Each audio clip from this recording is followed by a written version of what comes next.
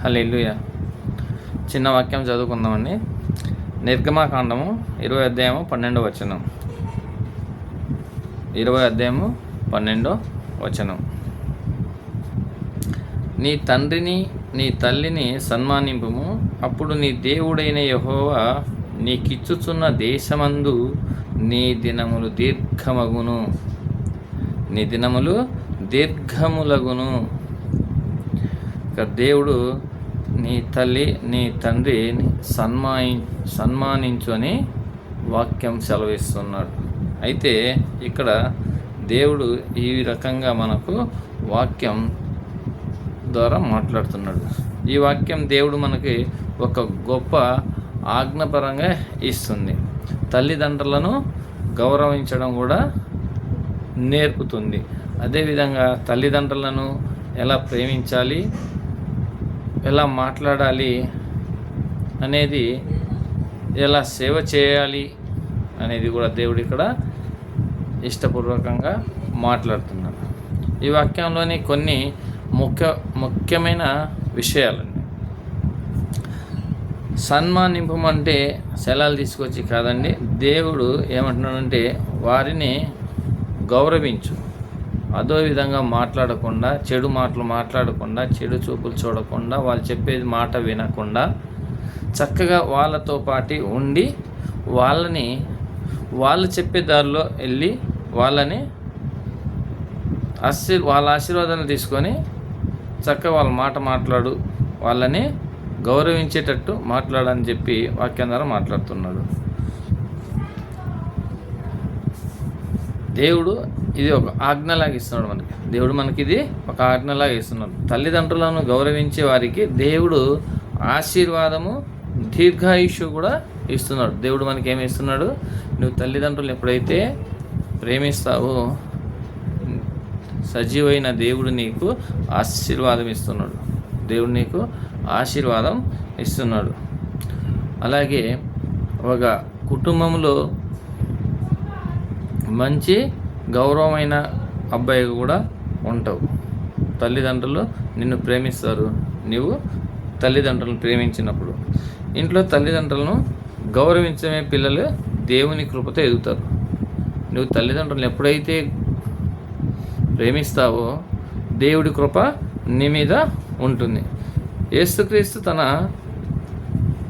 భూమి జీవితంలో కూడా తన తల్లిదండ్రులను విధేయుడై ఉన్నాడు. యేసుదేవుడు కూడా అలా ఉన్నాడు. ప్రభువా, మా తల్లిదండ్రులను ప్రేమించే గౌరవించే హృదయాన్ని మాకు ఇవ్వము అని చెప్పి నీకు తెలియనప్పుడు అలా ప్రార్థన చేసుకుంటే దేవుడు నీకు అన్ని గుణాలు ఇస్తాడు. మంచి గుణాలు, మంచి తెలివితేటలు ఇస్తాడు. మీకు ఇంకా అర్థం అయ్యేటట్టు నీట్గా చెప్తాను. ఒక చిన్న గ్రామంలో రాము అనే కుర్రాడు ఉంటాడు. తల్లిదండ్రులకి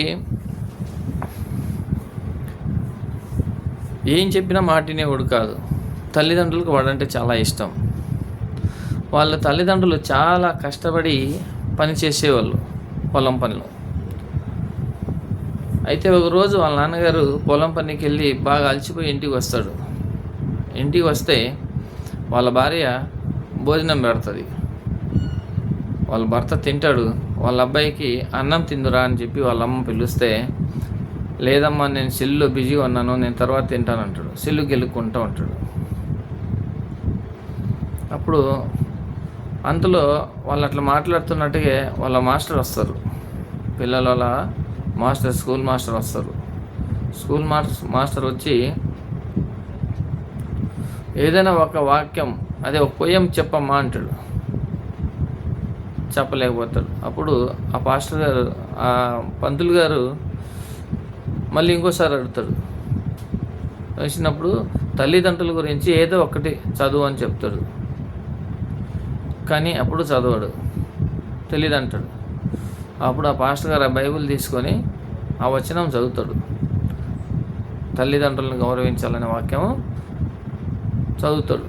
అప్పుడు ఈ కుమారుడికి తన గుండెకి భారంగా అనిపించి చాలా బాధ అనిపిస్తుంది. నేను తప్పు చేశానే, మా తల్లిదండ్రుల్ని ఎంత హింసించానా, ఎంత బాధ పెట్టానా అని చెప్పి తనకి హృదయానికి గట్టిగా దెబ్బ తగులుద్ది.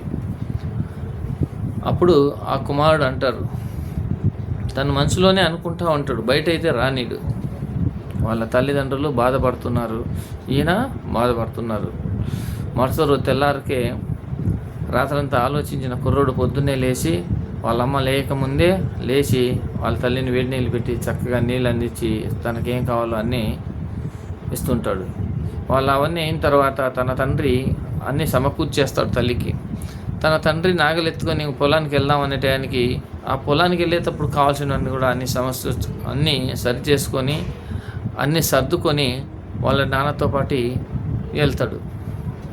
వాళ్ళ నాన్నతో పాటు వెళ్తాడు. అప్పుడు ఆ తల్లిదండ్రులు ఇద్దరు చాలా సంతోషిస్తారు.